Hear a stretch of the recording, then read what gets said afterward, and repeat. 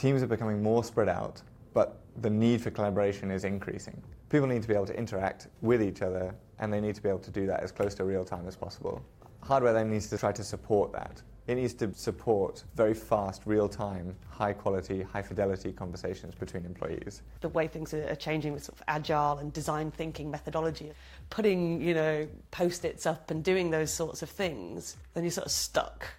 Oh God, now we've got to turn it into a boring Word document. We do use whiteboards all the time. We do use pen and paper, and it's a much nicer forum. You can't type a sketch. Suddenly we're using computers or screens, and we don't know how that changes the way that we work together. We don't really know much about how that shapes our ideas. And actually, I think an organisation like Brother could have something to say about that.